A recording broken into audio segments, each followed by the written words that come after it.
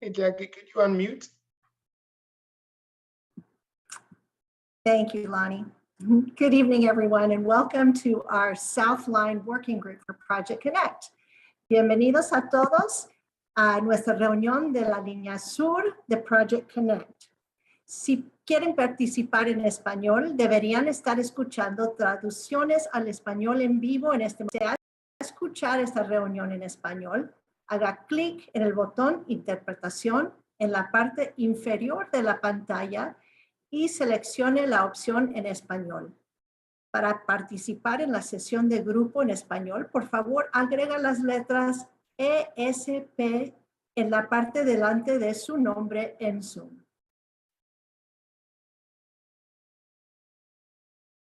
And now I'm going to pass it along to my Lonnie Stern, who's going to introduce our subject matter for this evening. Well, hello, everybody. Thank you for being here tonight and being part of the South Line Working Group. Working groups meet in smaller groups to talk about areas of interest to a geographic area. And so tonight we're going to be focusing on an area that is south of Stasny down to Slaughter. And part of this work is going to serve our environmental work and also eventually, hopefully, will be helping us with outreach and planning and gaining real insights about what is unique to this area and what the plans are for this community. So thanks for being part of that discussion tonight. In addition to that, I'd like to introduce some folks. And Lonnie, I just want to mention that Council Member Ann Kitchen has joined us. So I'd like to give her an opportunity to say a few words. Welcome, Council Member. Thank you. Thank you so much for having me. I'm sorry, a few minutes late for you getting started, but I did want to say I really appreciate everybody's participation. As you all know, Project Connect is a huge undertaking for our community. It is a game changer, and it's a game changer for South Austin. And I think it is very important that we have folks along the Orange Line, as well as folks from surrounding areas in South Austin, to really participate and understand what the potential is in this area, and let us know what you're thinking. So thank you all for participating. I look forward to I look forward to participating myself tonight, and I wanted to welcome everybody. Thank you, Council Member. And I believe we also have Council Member Vanessa Fuentes with us now. And I'd like to give the Council Member an opportunity to say a few words. Welcome, Council Member. Thank you. Good evening, everyone. My name is Vanessa Fuentes, Austin City Councilwoman for District 2. Along with my colleague, Councilmember Kitchen, I am the other South Austin representative on council, and super excited to see Project Connect come to life. And super excited that our community gets to have a strong say in the design of our rail system, particularly when it comes to pedestrian improvements along the stations and the transit centers. And I know that today's conversation is critical in seeing and figuring out what the station and transit center should look like, as well as any other safety improvements needed in our area. So know that we are closely monitoring feedback, and we are making sure that your feedback is incorporated into the design process and into the design. And so just thrilled to be here and excited for the next step.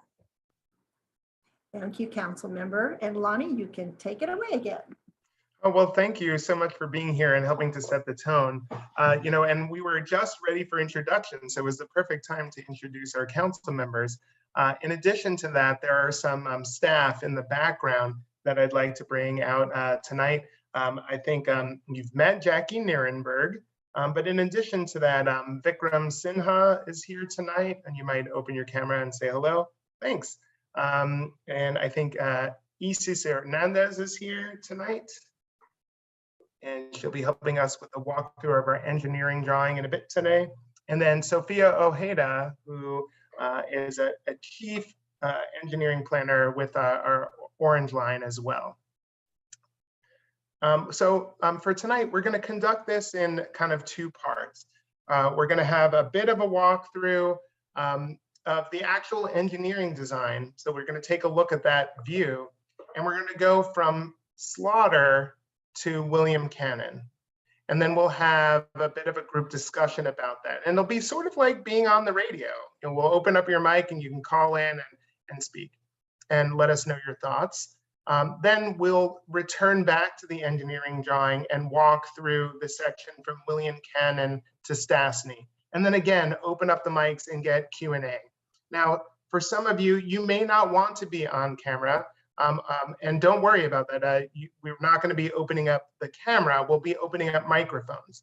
But for some of you still, perhaps you don't want to speak. You'd rather write your questions. You can do that using the Q&A feature at the bottom of the screen. Please use the Q&A feature, and that way we'll be able to triage it. And also it helps so that way when we answer your question, other people get to see the answer to that as well, rather than putting it into the chat.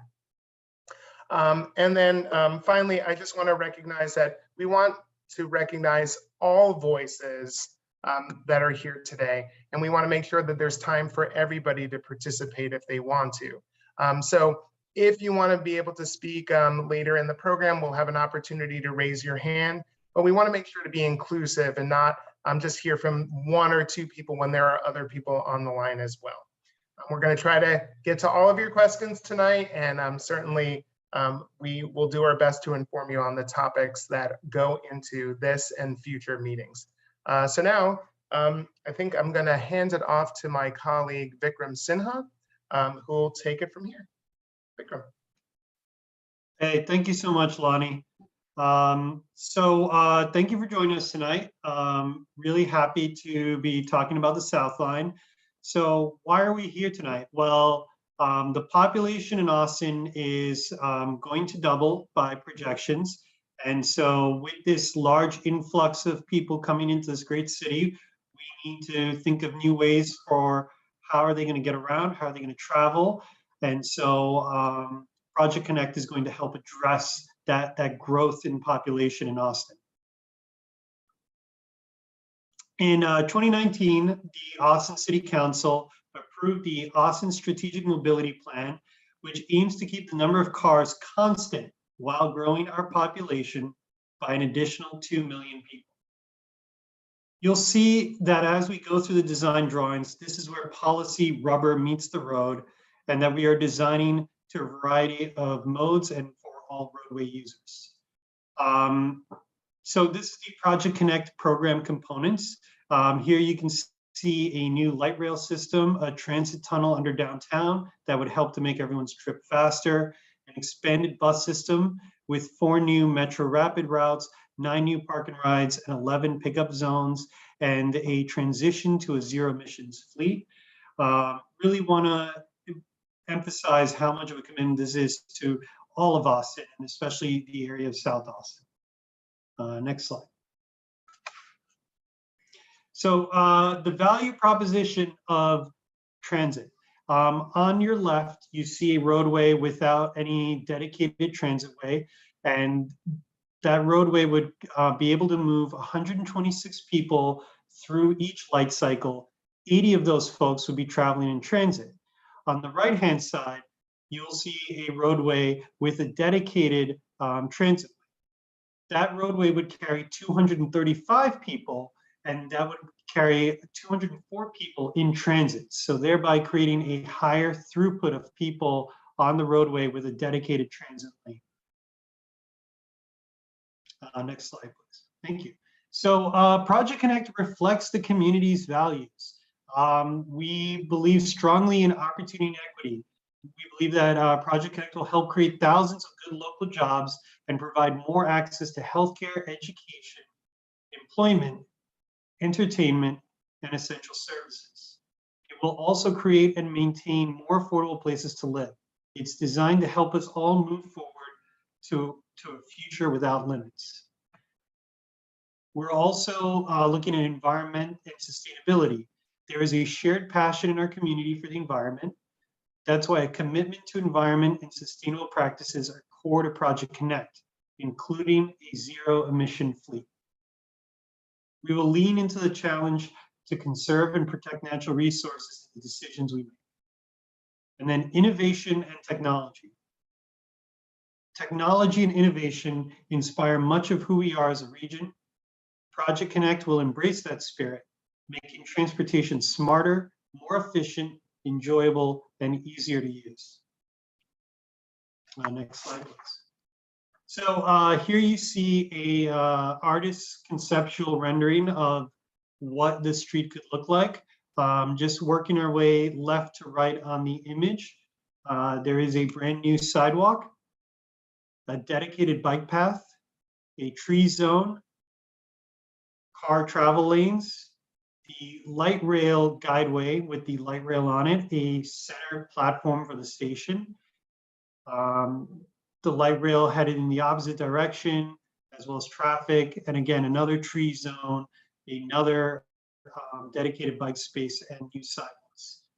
Again, this is a conceptual rendering, but this is what we're aiming towards with Project Connect.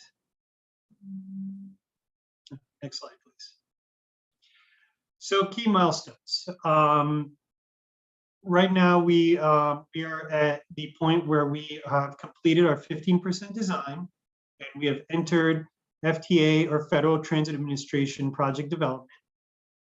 We are looking to release our draft environmental impact statement, as well as our proposed 30% design and segment phasing plan in the summer of 2022. In the fall, we're looking to complete the 30% design and segment phasing plan, and we are looking to get, by the winter of 2022/2023, the final EIS, or final environmental impact statement, and a FTA record of decision, or ROD, to go ahead with our plans. Next slide, please. Here you can see an overview of the light rail corridor. Austin is kind of turned on its axis here. So we're looking left to right is south to north. And so we are focusing our conversations today on Slaughter, William Cannon, and Stasny. These are kind of the anchor points to the orange line. Next slide, please. And then I'm going to hand it off to Jackie Nierenberg, who's going to talk to us about the plans for light rail south of Stasny. Jackie? Thank you, Vikram. So now to focus on why we're here tonight, this segment south of Stasny. You may know that this is not in the initial investment plan for Project Connect's light rail service, but we're going to go through the process of environmental clearance for this section now, because there is a possibility for light rail in the future. Engineering this segment helps us to understand costs, and it also helps us to plan for future property needs so that we're ready if funding becomes available to develop this segment with light rail service. Next slide, please. So Project Connect is also studying joint bus and light rail service, including fare policy, to make transfers between our services seamless and easy to do. Route 801, our Metro Rapid route, for example, would be modified upon opening of the rail service. The service would still connect with South Park Meadows with transfer to light rail south of Ben White, and frequencies would remain similar to today. Other routes could also see changes based on future service planning and needs. Another notable project we want to put on your radar is the Congress-Stasny Intersection Safety Improvements Project. That's currently underway with the City of Austin. So the construction on that is expected to begin in fall of 2022, barring no weather delays, of course, or unforeseen circumstances. And funding for the Stasny and Congress project is funded by the City of Austin Mobility Bonds Fund and Capital Metro. And now I'm going to hand it over to our colleague, Sophia Ojeda, who will take it from here. Sophia. Thank you. We are now going to transition to a walkthrough of the segment between roughly Slaughter and William Cannon. Following that, we'll have an opportunity for Q&A. Then we will resume with William Cannon through Stasny.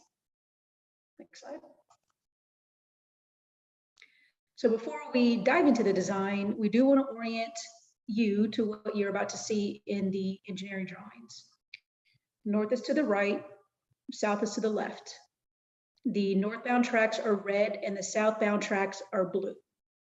The sidewalks for our pedestrians are outlined in orange and the bike lanes are outlined in purple. The traffic lanes are shown in a light blue teal color. The right-of-way is shown as a white dashed line and the curb line is a green dashed line. Now, as we go through this, you may note that there are property impacts in these segments. At this point, we have notified all the property owners, but if you are a business owner or know of one who hasn't had the opportunity to meet with us, we're using this as another touch point to be open and transparent. So please use this as an opportunity to get in touch with us. So now Isis and Lonnie will walk us through the proposed design update, starting with the area at Slaughter Station. And this is the fun part. Thanks, Isis, for sharing your computer screen, which has a ton of information. And we're starting at a real high bird's eye view. Can you give us an orientation? Like, what am I looking at right now? Where's Slaughter? Absolutely. Okay. So what you're seeing right now, Stasny is right here at the left side of the screen, and then Congress is cutting through the middle. And then to the right of your screen is obviously the north. You're pointing towards. I want to just double check. That's Slaughter Lane, right? Not Stasny. Right. This is Slaughter Lane right here, which is, as you can see, you don't have any colorful line work over there. And that's because we're not really touching that section, but I just wanted to include it so that we all know where we're starting. Okay, and there's a new HEB down there too. Is that all those solar panels I'm looking at? Yes, that's it, right here. Cool. So if we're ready, I can start. Yeah, let's do it. Now that you know, Slaughter is right over there, and you're seeing the colorful line starting somewhere around the driveway of that HEB. Let me reorient this so that we can see more information. As Sophia already explained, the purple is the bicycle lane and the orange is the sidewalk. So what you're seeing right here is you're seeing dedicated bike lanes and sidewalk for both sides of the road for most of this section that we're going to be discussing. So just keep that in mind. In the middle of that bicycle lane and sidewalk, you're seeing this gap. This gap is representing trees and furniture zones. So that's what this is being represented right here. And then you have two travel lanes in each direction with dedicated left turns wherever we have signalized intersections. So right now, right here, you have a signalized intersection that is as it is existing, and we're doing the same. You might be a little curious here because there's no tracks in the middle. There's no tracks anywhere. And that's because the train doesn't really start until a little bit further north, right about here. And so as you can see, we have a median that starts winding out to accommodate that train tracks that for this entire segment, they're gonna be in the middle of the road, both of the tracks. And that's going to be shown by the green shading and the red and blue line work, like Sophia said. So now that we have the train in the middle of the road, I can talk about the next intersection, which is Rafa Bonedo. So this road right here, that's Rafa Bonedo. To the east, you can see the connection, the road is being done. This aerial picture is a little bit older, so you can't see the road there yet, but that's what you can see right there. Yeah, that's one of those hard things. This area is developing so quickly, and there are new apartment complexes, new shopping centers. In fact, the Far Out Lounge is in this area too. I'm not even sure that it's really showing up. Yeah, right there in that corner. For those of you who are not familiar with Rafa Bonedo, you might be familiar with the Far Out Lounge in States. So that's that southwest corner on the top left-hand side of your screen. Yes, it is. And so this is Rafa Bonedo Road right here. Just north of Rafa Bonedo, we have a station. So this is a center station, a center platform that will be serving trains going northbound and also trains going southbound.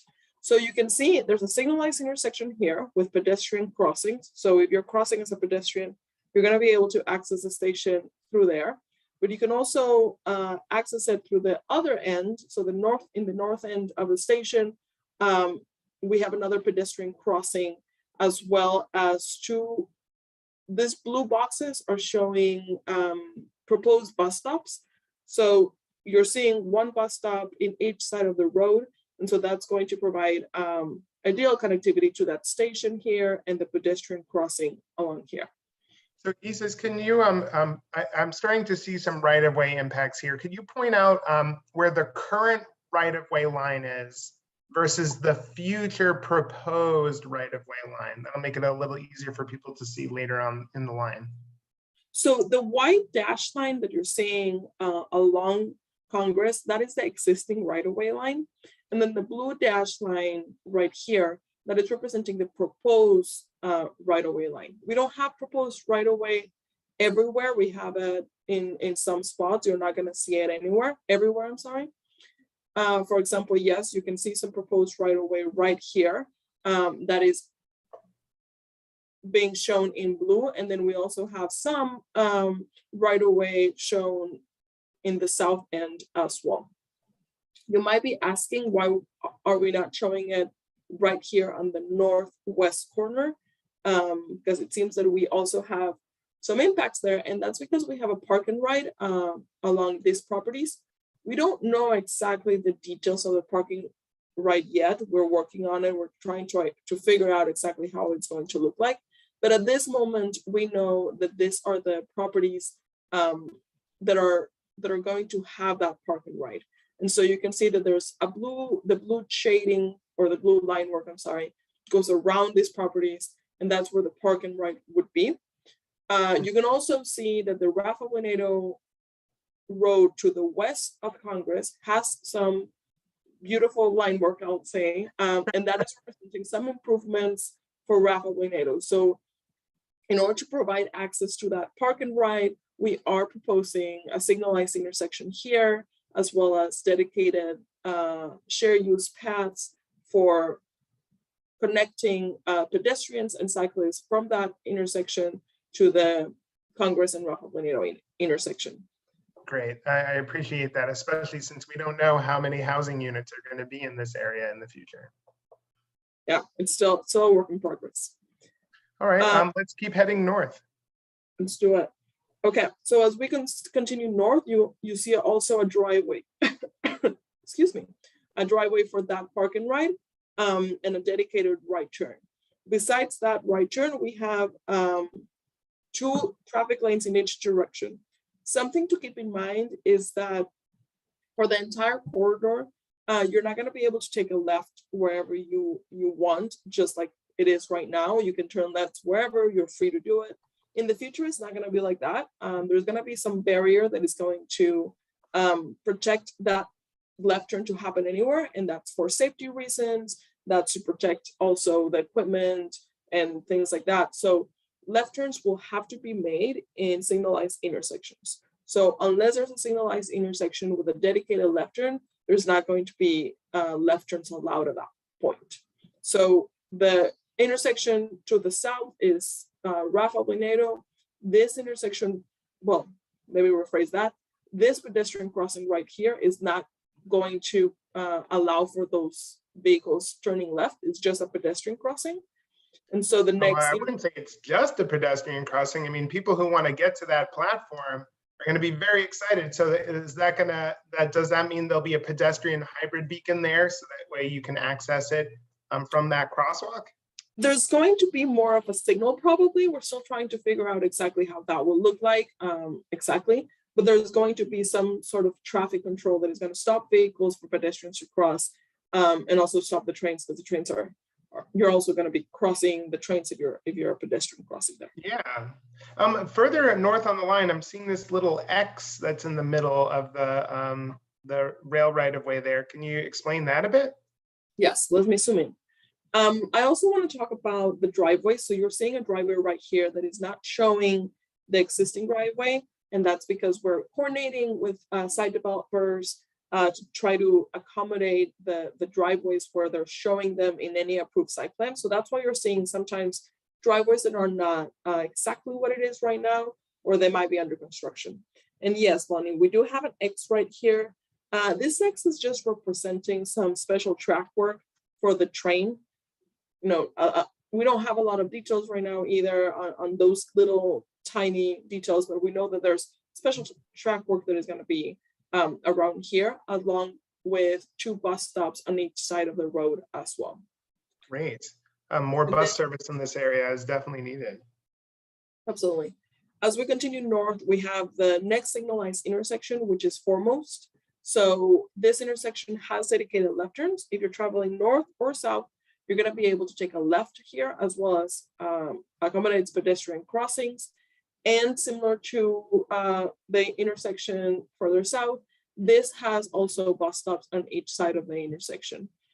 You're also probably seeing this red line work over here, and it's kind of new. You haven't seen it before. What does it mean?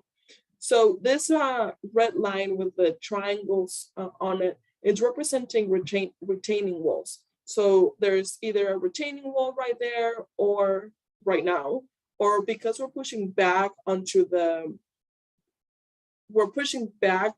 sidewalk is being pushed back, then maybe there's a need for a retaining wall because of that. So those red line work is showing the need for a retaining wall. And can you zoom in just a tiny bit more so we can see that image better, and then we'll be on the lookout for it later. So those little red triangles that are right there, I see. Okay. Yes. So that's what a retaining wall would look like further down. I mean, we're just showing a representation, right? It's not really going to look like that in real life, but yes, you're going to have a retaining wall there. All right. All right. So then we continue to go north. As we get here, you're seeing some green shading. This is representing there's an existing bridge right there. There's a creek that runs under that bridge. And so this is representing the improvements that are going to be made to that bridge. We have the bridge right here. This is the bridge structure. And then we have the retaining walls as well on each side of the bridge. This is, again, I want to remind you, the orange line at this location is in the center of the road, and that's the green shading, and it's at street level. So as we continue north, we still have 2 travel lanes in each direction. We still have separate bike and pedestrian facilities. And we have right here at Ditmar, we have another signalized intersection for pedestrians. It's only accommodating pedestrians and bicyclists. It's not accommodating left turn vehicles. And also we have 2 bus stops on each side. Now the project on that southeast side, the Collective, I think the Last Stand Brewing is over there. Let's take a look. Yeah, that one there. Are we impacting any buildings in that section? It looks like we're staying clear. We're staying clear. We're trying to stay clear from the information that we have right now, from the topographic information, the survey we have, we're staying clear. As you can see, the proposed right-of-way is going around the aerial images. I'm not showing right now the survey too many details, but we are going around the building. We're not showing any impacts to it. Great. Thanks for clarifying that. And then here's Ditmar. You might be wondering why we're not accommodating left turns onto Ditmar. And that's because for the entire corridor, we're doing traffic analysis, modeling, and things like that. And so that's how we're determining where left turns are desired and when they're less needed. And this is one of those locations where those left turns are less needed, but the pedestrian crossing is needed to provide pedestrian and cyclist access to it. So if I live off Ditmar Road, how would I get to it if I went down to the supermarket to go shopping, and now I need to get back to my neighborhood over in like the Loganberries and and Lunars are over there. So how would I get to those Berry streets? Do I go where's the U-turn? So if you're coming from the south, let's say, and you're trying to turn left, you're gonna have to go to the next signalized intersection, which is here at Medley. Then you're gonna have to do a U-turn. Whenever we have a dedicated left turn, we're also planning to having U-turns at this stage. Right here is a little funny because you have a dedicated left turn, with the assumption there's also going to be U-turns, and then the opposite direction, you only have a U-turn, and that's because there's nothing on the other end to receive that left turn. So that's why the little symbol is different, but whenever there's a left turn, there's a U-turn as well.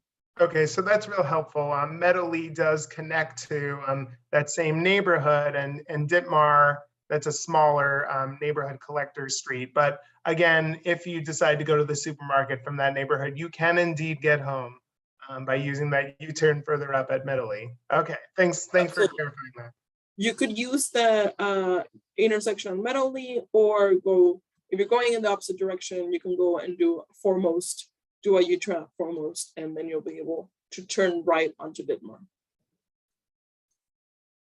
So as we continue to go north, you continue to see these bus stops. We have the bus stops on Ditmar, we have the bus stops on Meadow as well. And then we have bus stops at Cloudview as well. Cloudview is similar to Ditmar, to where it is providing a signalized intersection for pedestrians and cyclists. It is stopping the traffic, it's stopping the train, but there's no left turns onto here. So same approach as before, go to the next signalized intersection and make a U-turn. And that next signalized intersection gets a little bit more exciting. It's William Cannon, and as you can see here, we have 2 stations that are gonna serve, so one of the stations, the station to the north of William Cannon, is gonna serve the train going north. The station on the south is gonna serve the train going south. And I believe this is our pausing time to open Q&A, and then we can. Yeah, we're going to pause here, but I did want to ask some questions here before we open up. So again, if you're sitting on some questions here, this is a great time to put questions in the Q&A. If you're watching at home on Facebook or on Twitter or on YouTube, you can put questions in the chat, and we'll make sure that it gets into the conversation here tonight. And then for everybody else who is interested, I'm making it possible for you to raise your hand. If you want to raise your hand, you'll be in the queue, and we'll make sure to take questions as they come in. But before we get there, first, we're at this split platform, which I guess is the name for having a northbound separated from the southbound. That's kind of like the way that Metro Rapid's done today. Can you explain a little bit why we went with this split platform rather than a center platform in this area? So a split platform is convenient in certain scenarios, such as this, for example. A split platforms help us save room. So when you don't have a platform and you don't have a train running in the middle, usually the left turns align. You will have the left turn here, and the opposite direction left turn will be in the same, right in front of it. And so that way you are not having to have as much right of way to allow for those movements. When you have a train in the middle, then those left turns are not going to be able to align anymore. And so now you need the extra space, right? Just like we have it here. And on the opposite side, you will have that extra space, like a median, for example, while we do the transition back into the center of the road for the vehicles. And so in order to take advantage of that additional space, that's a perfect spot to place the station. That way we're taking use of the space that we're already having. If it was a center station, they're a little wider, and so the right of way would be a little bit wider again, and then we wouldn't be able to take advantage of that space. There's also it sounds like there'd be a lot more. We'd need a lot more. In the end, it sounds like we just need a lot more space for a center platform here, and that would be impacting more of the surrounding businesses and possibly homes as well in this area. Yes, and we are at an intersection that has dedicated right turns as well as dedicated left turns. So it's already kind of wide. If we had a center station, that it would be wider on one leg, either the north leg or the south leg, wherever the station would be, and then you would have those medians on the other side while the vehicles would transition back to the center. All right, well, thanks for that so far. He says we're gonna wind up opening this to questions. So, Jackie, Sophia, Vikram, if you wanna open your cameras, then if a question comes your way, you'll be ready to take it. Let's see, we've got Margaret Valenti, who is waiting to speak. And Margaret, if you unmute yourself, you'll be live on the air. Great, thank you. Hi, my name is Margaret Valenti. Full disclosure, I am a City of Austin employee. However, I'm here just as a neighbor who lives very close to this section of the Project Connect line. I live 1 block west of this section of South Congress on a street called Peaceful Hill Lane. I get to my street from Ditmar and South Congress, or either Ditmar or Ralph Ablanedo. And so my concerns or my questions are connected to those intersections. And I also work with my neighbors where we have a neighborhood group. I think we're called Peaceful Hill Preservation. So I have a big interest list or email list that I communicate neighborhood related issues to my neighbors. So I'll be letting them know I was at this meeting tonight. A couple of questions, and if we can't answer them all now, that's fine. We'll catch up in the future. I'm sure I'll be able to connect with you again. First question is, can you explain to me the reasoning why there's no left turn, northbound left turn onto Ditmar from South Congress? So forcing us to go a little bit further north and make that U-turn at, I believe you said Meadow Lee. Mm-hmm. And can you go ahead and share all of your questions, and then we'll Sure, okay, understood. So that's one question. The other question is, are you all aware of the proposed rezoning development project that is essentially what is now the salvage yard on South Congress? We've been contacted by a developer who is proposing an enormous 43-acre project. So the salvage yard would go away. It would also, if you could zoom out, you'll see a tract of land just on the other side of the creek, that vacant tract of land. Drag your screen down so you can see further to the west. No, on the west side, not the east. Yeah, that's the, right. So that piece of land right there, including the salvage yard, for a combined 43 acres, is up for redevelopment for a VMU, 300 units, park that connects to that creek, as well as the ideas for a trail to go underneath that bridge that you've already mentioned and connect over to Foremost Drive. They're proposed to punch Foremost Drive through completely into the project to connect up with Peaceful Hill Lane, which is on the west side of the project, right by my house and other people on Peaceful Hill Lane. So that's a big question. Like, is this project on your radar? If not, let me help connect you to this developer. He's aware of the Project Connect line coming through. He's pitching it to us as an amenity.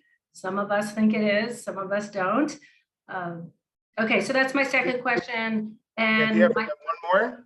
One more quick question is, what relationship do you have with TxDOT for doing all the work on this section of South Congress? Because I understand this section of South Congress is state highway and not under the city's purview.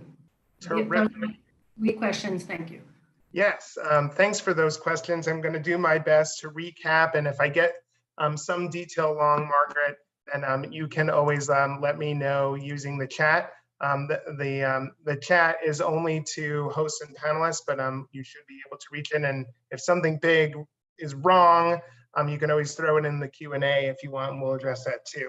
So the first question was about the northbound left at Ditmar, and Isis, I'm not sure if you want to grab this, or Sophia, like what was the thinking involved there? And is that something that is evolving? Yeah, I can talk about it. So Ditmar, yes, we don't have dedicated left turns. As I said before, we did some traffic modeling, traffic analysis in this area, the left turns. Like I said, there's some left turns at this location, but they're not a lot of left turns. We're not, again, this is how should I say this?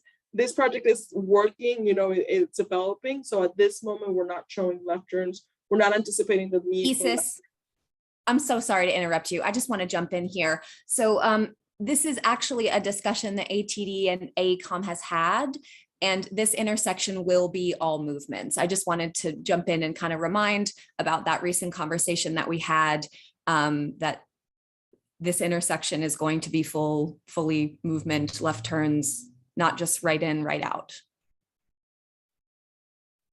Thanks for bringing that to the table. I know that there's a lot of conversations going on, and so I'm glad to know that this is on the radar for the Austin Transportation Department and the team. And so thanks for bringing that up. I don't know if that's been settled at this point. I'm glad to know that it's on the radar, and thanks for clarifying that for now. Is there anything you wanted to add to that, Sophia? No. Okay. So right now it sounds like it was originally planned without the turns here, and that there is an active discussion going on between the Austin Transportation Department and ATP, the Austin Transit Partnership, to figure out the best way to work on this intersection. And it sounds like we're moving towards a left-hand turn over in this section. All right, so I think that was question number one. Number two was the proposed rezoning and redevelopment of the salvage yard on South Congress. Is that on everybody's radar? I'm not sure, Sophia, if you wanted to start with this, or if you want to suggest another person. I can start with it, and it is on our radar. The developer has reached out to us to coordinate some opportunities and talk about some opportunities that may be there for both of us. So thank you for bringing it up, and it is on our radar. Great. I'm glad that everybody's working together so well. That's good news. All right. So the third question was, how are we doing this? I'm gonna put it in my own language here. So hopefully, Margaret, you're okay with this. How are we planning to make these updates? Doesn't this road belong to TxDOT? How does that work? Well, why don't we start with Isis on this question? And then Allison, you might be able to weigh in as well, because I think that the Austin Transportation Department works closely with TxDOT on improvements in this section. But Isis, did you want to start at least with what you know at the moment?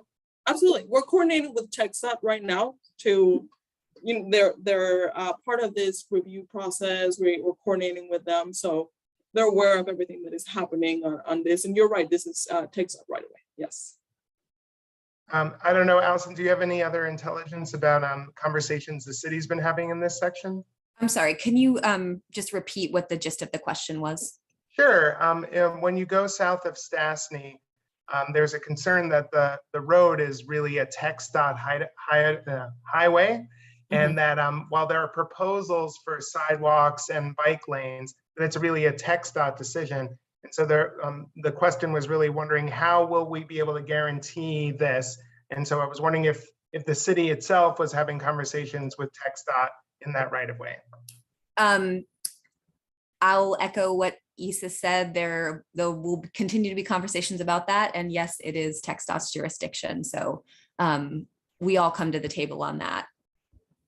Great. All right, I think we covered that. I want to just take a look at some other questions that are going on in the chat, just in case. Let's see. I guess, Jackie, you're on the line, right? I think there was some just generalized questions about the budget and what we're planning to do. I was wondering if you might be able to address any of the generalized concerns about the new budget estimate that was released. Yeah, of course. And For those of you who have not heard, we have had, we've adjusted the budget on our initial investment pretty steeply. And that is due to a lot of factors, inflation for one. I think we all are aware of the astronomical rise in real estate prices. And then the tunnel on South Congress, we realized that the Capitol View corridor actually affects the project underground. Who knew? And so that is requiring us to extend the tunnel further than originally expected. So the main message to take away, guys, is this is not going to hit your pocketbook any more than it already is. We are not going to go back to the community to raise taxes or float a bond. We fully expect that with the tax rate election mechanism that you so wonderfully approved as a community, we'll be able to fund all projects in the program. We might have to readjust our sequencing of how we construct the project. There's a lot of ways that we can adjust to make it all happen. And then on top of that, we still have not gotten word on our funding from the FTA. And so that will be a big chunk that we can expect. And things are looking really good right now in the federal realm for transit. And so that's where we are. And we fully expect that we'll be able to implement the whole thing. So we're very optimistic about it. And I see, council members. Yeah, I see Councilmember Kitchen came back on. I thought you might want to contribute as well. Yeah, I think Jackie said it very well. I think the thing to remember is the final cost and the final designs have not been decided. What you've seen coming out in terms of these estimates have to do with the kinds of impacts and changes that Jackie indicated, but there's not final decision on that. I can tell you that we will not be going back to the voters for more dollars. As Jackie said, the tax rate is set. And it's set recognizing that there's a number of ways, as Jackie said, to complete the promises to the voters. And that means to complete these projects. So there are variations in the design in some areas. There's some choices to be made. There's also the time factor that can be adjusted. And we also fully expect to get a higher rate from the feds than, not rate, but higher match from the feds than originally estimated. So the point that I want to make is that the estimates that were released are simply estimates and they're not final. And the bottom line, as Jackie said, there are choices to be made, and the expectation is that we will not be going back to the voters for more dollars. And the expectation is that these projects will be completed as promised to the voters. So I just wanted to thank you very much for making that clear, Jackie. I wanted to emphasize that to folks. Thanks again. I appreciate it because I know there's been a lot of different talking points about this week. People read headlines and it's helpful to have a decision maker in the room explaining what the expected path is. So thanks for that. Well, let's see. I don't see any more hands raised. I've seen some questions in the Q&A, but I think I'm going to give some time for our team in the back end to work on them before we bring them out. Since we've got another Q&A section ahead of us, I thought we might take a dive into the next section of the rail line. That means we'll be a little ahead of schedule for a change, so that would be fun. Isis, are you ready? Yes, I am. Share my screen. There you So go. this is, I just want to remind everybody as we're looking at this is a sneak peek to what we're working on, and it's actively changing all the time. So we will be presenting the final 30% designs later in the summer. Right now, this is a work in progress, and thanks for your feedback because you're contributing to making this get from draft to final. Yes, thank you for the reminder. Lonnie, sometimes I forget. All right, so we were talking about William Cannon and the stations, the 2 platforms on each side of William Cannon. Just as a reminder, the orange line throughout this area is in the middle of the street and is at street level. And then to the sides, you have a dedicated sidewalk shown by the orange line work. A little hard to see there, but clear here. And then we have a bicycle lane, dedicated bicycle lane next to it in purple. In some areas, you see a gap between these 2 facilities, and that's accommodating for trees and furniture areas. In some, you're not. Excuse me. No, okay. In some areas, you're not, like right now, you're seeing it's skinnier. And that's because in order to reduce the right-of-way impacts, we are eliminating that tree and furniture zone wherever it's needed. And so in some areas, we're implementing it, in some other areas, we're not. And it's just, again, it's in an effort to reduce the right-of-way impacts that we're showing. All right, so let's continue going north. As you can see here, we have a bus stop right here at this location.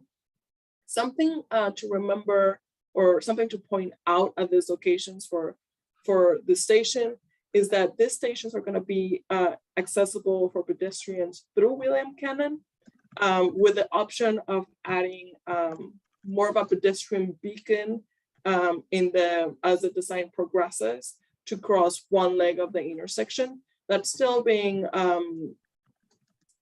considered and worked on.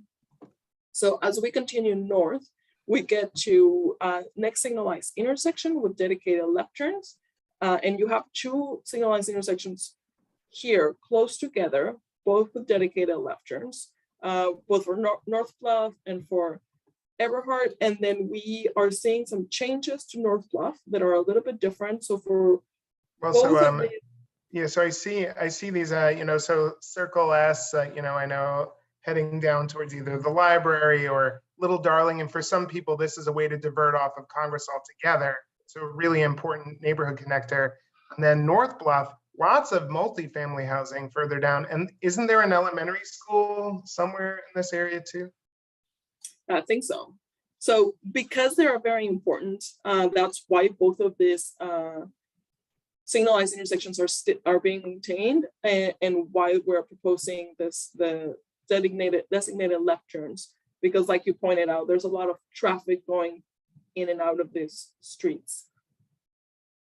Oh, I remember. I lost my thought there for a second, but I remember. So North Bluff is going to change a little bit. We have the slip lanes that are here existing. Right here, there's one, and there's another one right here.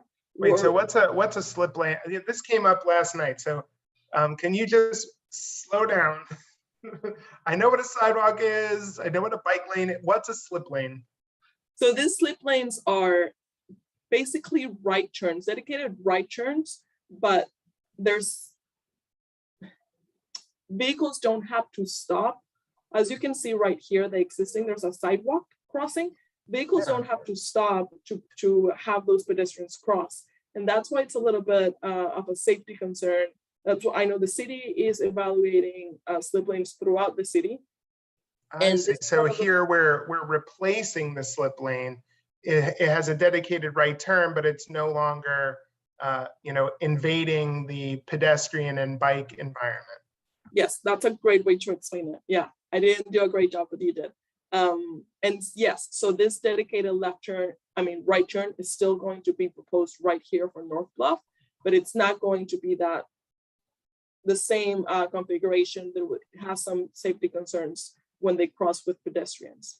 So now, as you turn right, you're going to have a signalized right, either a signalized right or a free right. It'll still be determined, but it's still to be determined. I'm sorry, but the sidewalk is in a more traditional way, so that's a safer way for pedestrians to cross.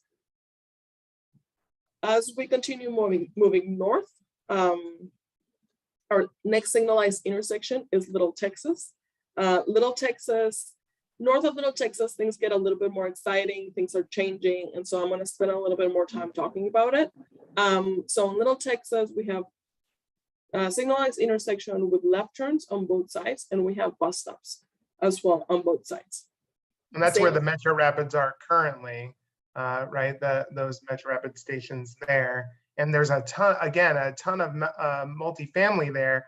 And I think that those Metro Rapids wound up there because when you go further north, you know, to Stasny, there's so many driveways, there was nowhere to stop a bus. So it's exciting to see what's grown around that transit infrastructure. It'll be even more exciting to see where it grows around the light rail infrastructure too. Yes. Can you tell us more about this Little Texas intersection? Absolutely. So on Little Texas, you have a single line intersection with left turns on both directions, and then you have Little Texas with a dedicated right turn. As you can see, a westbound right turn. As you move north of Little Texas, you can see that the green shading is changing from the middle of the road to the side of the road. Let me zoom out so it makes more sense. So the end of the initial investment is Stasny. This is Stasny Station right here. That's what you're looking at right here. And this is on the side of the road for multiple reasons. We've gone in depth and explained all of them in the other meeting where we were talking about this area. So I'm just gonna go over it real fast. So we're on the side of the road because this is the end of the line for the initial investment. So we are proposing a park and ride here as well. You know, if you remember a couple of minutes ago when I was talking, we were proposing a park and ride on Rafael Buenero. This is another location that we are exploring. Again, the details are a little yet to be determined. So we're not showing much, but we're showing the area that we're thinking that's where it's going to be. Yeah, I think in another meeting, somebody said, you know, don't think of it necessarily as a parking lot, think of it as a footprint. And it's really going to be up to the community and other collaborative partners about making these areas a destination. But for now, we're trying to make sure that we've guaranteed enough space for all the things that we intend to do in this area. Absolutely. And so as there's going to be, yes, parking, but as well as other things, it is better for the pedestrians to be right next to it, to the station, right next to the whatever these facilities are going to be for connectivity. And so because of those and other reasons, we're going to the side of the road. So if we're going to the side of the road north of Stasny, we had to continue being on the side of the road through Stasny. And so that's why we're shifting right just north of Little Texas. That's why we're shifting the tracks to the side. So we have enough time to cross this while still allowing vehicles to, let's say, if I'm going northbound, I'm still going to be able to cross the tracks. There's not going to be a signal right here, but vehicles are going to be controlled by the Little Texas signal. So if you're, let's say, going north, the light is red, then that's probably the time that the train is going to use to turn to the side. If I'm turning right on Little Texas and I have a right, it's because maybe that's a train time to cross. If I have a green, then that is because there's no train crossing either northbound or southbound. There's no train crossing the road. And that's when these vehicles are going to be allowed to go through this section of Congress. I'm guessing there's going to be an interesting, maybe dynamic, no right-hand turn on red sign over here, just to make sure people don't just jump into that lane because they didn't, you know, because that train could be coming. Also, you know, I don't want to gloss over this. Can you zoom in kind of where your pointer is a bit? It looks like there's some right-of-way acquisition in this area, and I don't want to gloss over that. I want to zoom in a little bit and see what that is.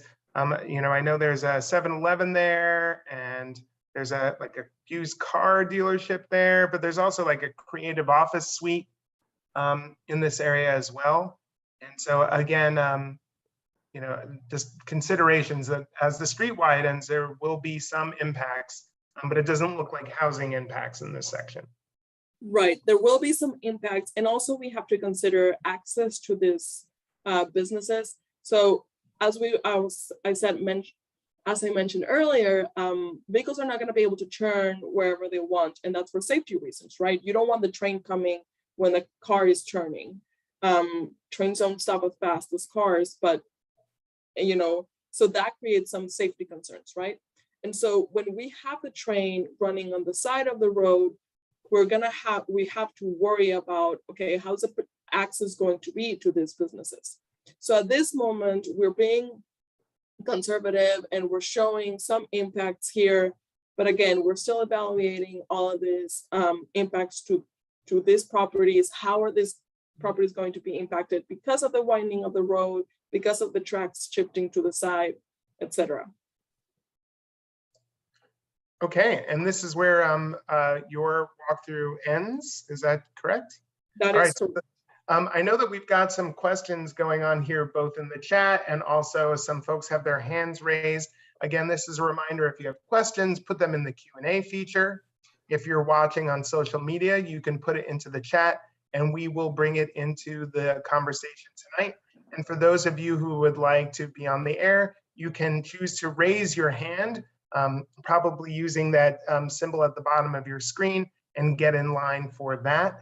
I did want to ask some of these questions. Marcos Olivares asks, has construction started? I don't know, Sophia, did you want to jump in on that? And construction for Project Connect has not yet started. But as we talked about kind of earlier in this presentation, there is a Congress Stasny intersection safety improvement project that is being led by the city of Austin, and that's proposed to start this fall. Okay, thanks. Let's see, then there was a question just double checking. Actually, I'll go back to that in a second. There's a question from Darren asking, are the bike lanes that are being proposed here protected from vehicle traffic, or are these like stripes and sticks? They are protected. So think about it, there's going to be a curb between the travel lane for cars and this bicycle lane. So they're behind the curb bicycle lanes. They're not just stripes. Okay, well, let's see. Lyndon, I know you've been waiting patiently. I'm going to allow you to talk. All you need to do is unmute and you'll be live on the air. Okay, can you hear me? Yes, you're loud and clear. Welcome. The basic thing I wanted to say here was a response to the conversation a while back about the basically the project, and that still the designs are still being finalized and so forth. And I want to emphasize that in addition to the whole issue of cost, there's the whole concern as well as of completion time for this project. So I just want people to particularly on our project team to keep in mind that out here, I think the people, especially those that are close to the line that are anticipating using it, they would like to see it finished pretty much on time. And I know that now there's a lot of talk about redoing the phasing, maybe splitting the design of the orange line and complete one instead of over the other and so forth. I think we ought to do whatever we can to reapproach designs and maybe come back to some of these things and try to find some way to pare things down if necessary. But in any case, not just saving costs, but also to keep to the time frame that was originally proposed, because a lot of people will be disappointed otherwise. Well, thanks for that comment, Lyndon. It looks like Councilmember Kitchen came on. So if you want to, you're welcome to address it. Otherwise, I'll put somebody else on the spot. Oh, I was just going to say thank you, Lyndon. I think that that's a very good point. And, you know, the kind of comments that you are making are important, and that's why we want to have these conversations with everyone. So I invite everyone to share their thoughts, and I hear what you're saying. I hear from the folks in South Austin how important it is for them to see completion, and particularly folks along Slaughter. They're wanting to understand how they can take advantage of the South Congress line, as well as the Menchaca BRT once that becomes available. So I just wanted to say thank you, Lyndon, and I hope everyone, I know you're encouraging people, and I want to encourage everyone to please weigh in and tell us what you think. It's really important now. Jackie, I don't know if you wanted to add any additional commentary about the concerns about the project and timeline. I just want to thank Lyndon as well, and we totally get it. I mean, we are all so anxious to see these projects complete. We've been needing, we're way overdue. So yeah, we appreciate that comment, and we do take it seriously. And we'll have more information on how we're going to move forward after the 30% milestone. Thanks, Lyndon. Let's see now. This is an interesting question, and I think Isis and Sophia, you might try to help us with this one. This came from Cale Newman, and it's really talking about this section, since it's not really part of the initial investment and it's a later phase, and we're studying this right now. And they're wondering, how much could this change after the final environmental impact statement? Like, and he's saying, for instance, like, let's say we want a center platform at William Cannon. Is there time to change the plan in the future to deal with that, or make other adjustments even after the final EIS in this section? Who wants to go at it first? I figured Isis and Sophia would have experience with it and could comment on it a bit. Sophia, why don't you go first? I'll try. This is very much a planning level type question that goes deeper into the environmental process than I would say I'm experienced in. But as we go into post 30% and even into final design, we will be refining what that design looks like. And that is, part of just general design progression and design iteration that's typically expected in these projects. I think you got to the heart of the matter. So I think we'll probably leave it there. I had a question, Isis, if you could pull up the engineering drawing, and believe it or not for this section, but back over towards Slaughter. There was a question in the chat wanting to see, where's the park and ride going to be in this section? Because they may have missed it earlier.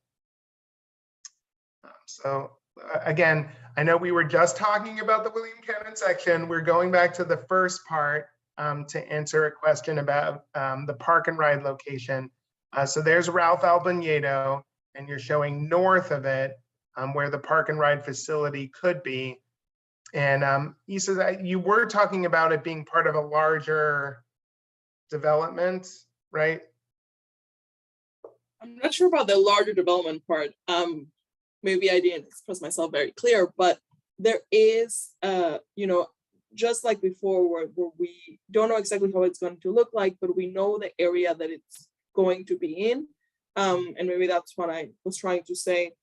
This is basically that. We're expecting this area inside of the blue line. I know that the blue line is a little hard to see because it's under the white line, but that's basically where we're expecting this park and ride to be in. And so it's the southwest corner of Ralph Albanedo and Congress. So that looks like the northwest corner. Yes, it is. Yes. Okay, great. Whew, just making sure I saw that right. Okay, so I think that covered that one question. And then I think, Margaret, I've allowed you to talk. All you have to do is unmute and you'll be live on there. Thank you again for some time and attention. I did have a question about that Ralph Albanedo parking. Two questions. One, there are existing businesses on those properties. So is this a eminent domain situation, or is the intention to purchase those properties? And then the real question is about access on Ralph Albanedo. Ralph Albanedo is a very substandard street. It is already backed up from South Congress to Peaceful Hill Lane. I've lived in my neighborhood for 15 years, and now I'm already waiting multiple cycles to get off of Ralph Albanedo onto South Congress to go to the HEB, the new HEB, which we love. But now I can't get there because I'm landlocked on Ralph Albanedo, because it is a two-way in both directions. Austin Transportation knows this. It's a substandard street. There's only sidewalks on one side. There's no curb, there's no gutter like this street. You already may know this. This used to be the original section of Slaughter Lane before this was annexed by the city. And then at some point, Slaughter got pushed down to where it is now. And Ralph Ablanedo was renamed for a police officer, I believe, who the station is named after, which brings me to my other point.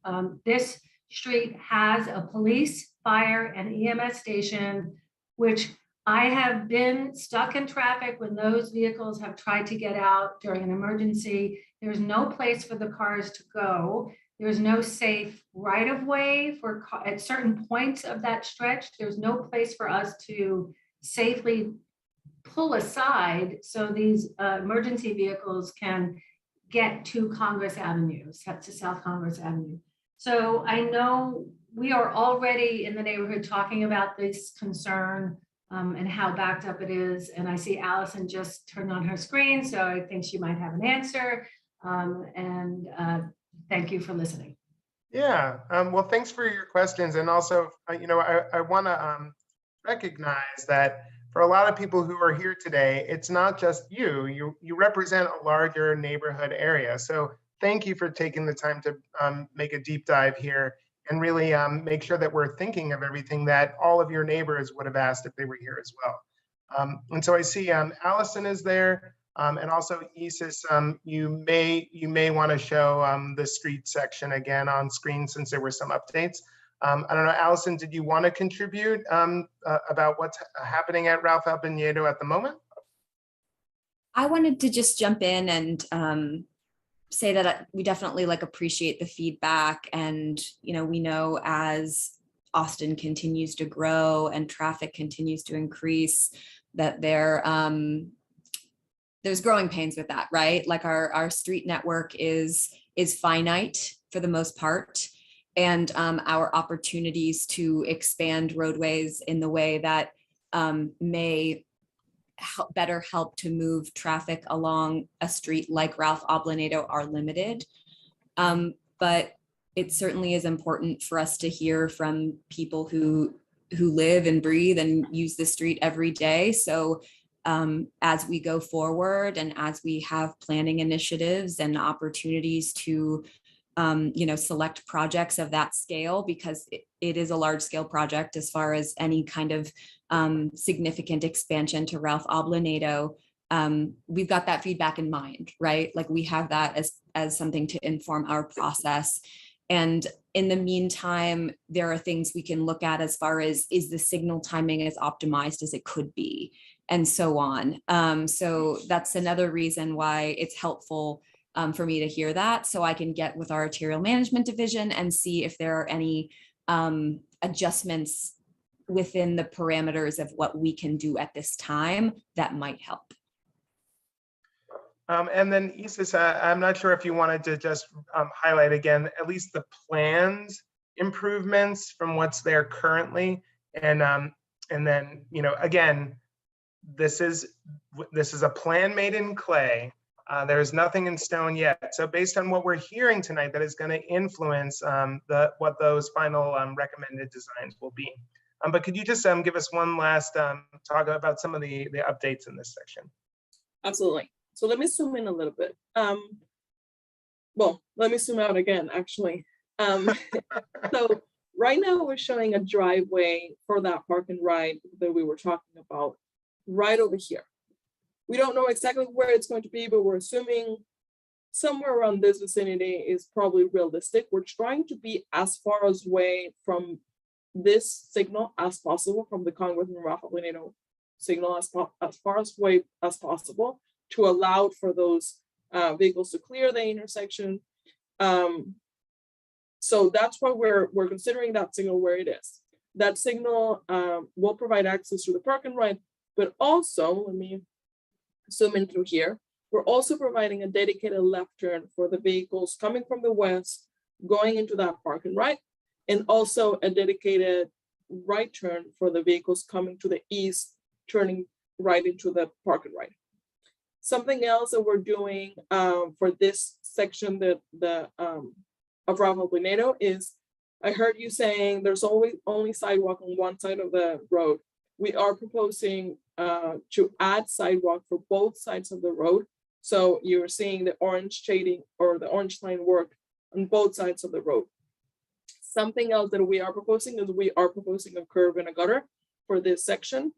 And then as we get to Congress and Rafael Pinedo, we have that dedicated left turn. We do have also here center turn lanes to provide access to this driveway over here. And it's, I want to emphasize that it's a tricky thing because we want to provide adequate facilities. We hear you, there's traffic, there's a lot of traffic probably trying to get through this intersection. There's utilities also around here that we have to take into account. So we're trying to fit everything that we can and put it in the tight spot right here. Well, thanks for that. And actually let's leave the drawing up if you can, but I would like to hop back over to Stasny. So, you know, easy peasy, right? Like you're not dealing with a gigantic document. There was a question in the chat that I'd like to bring back up. And, you know, Sophia, you might weigh in here because, you know, Isis provided an explanation, but it's about Stasny and about that move of the track from Little Texas in the center of the street over to the east side of the street by Stasny to get to the Stasny Park and Ride. And the question is really trying to get more explanation, like why are we moving from the center of the street to the side of the street instead of maybe putting the facilities, you know, up in the air in this section or in the center of the street with a center platform? Sophia, did you want to kind of talk about maybe the theory there? Isis has been talking about the technical side of this as well. Yeah, I was gonna just rely on Isis's technical explanations. I think that kind of. I can do that. Okay. I can let's get a little bit more detail about it because I think you mentioned it like, you know, you want people to be closer to it, but I mean, there could be pedestrian hybrid beacons and a center platform and an island. Like, why didn't we go in that direction? Right. So ideally, you don't want that pedestrian crossing, right? On Stasny, we do have it because we're dealing with other constraints.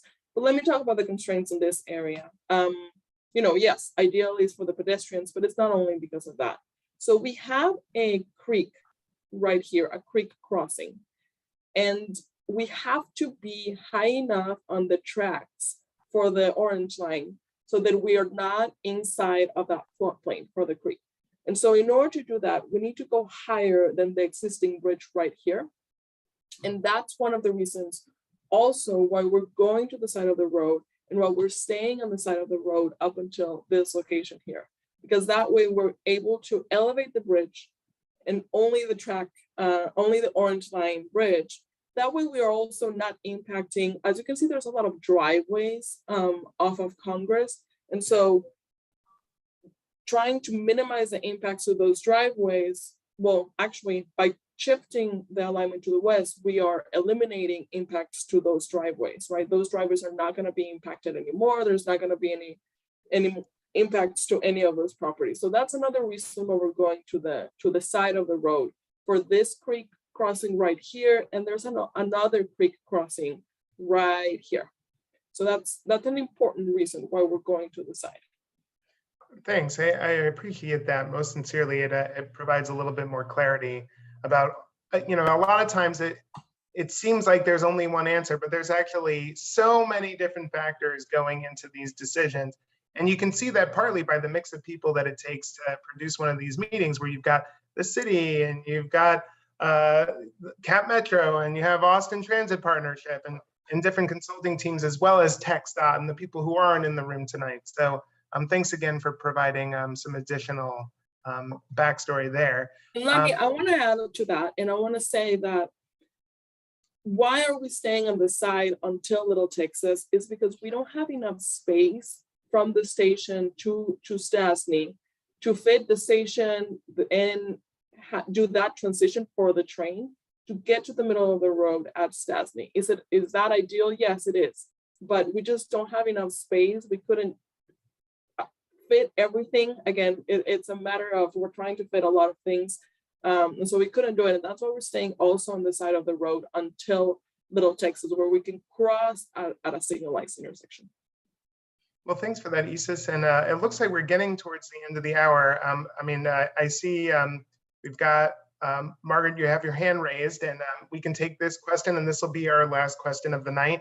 And then I'll turn it over to Vikram to bring us home. And in case it's not clear, Vikram is the Orange Line outreach manager. So he may become a much more familiar face to you, especially if you live or work or own property or run a business in this corridor.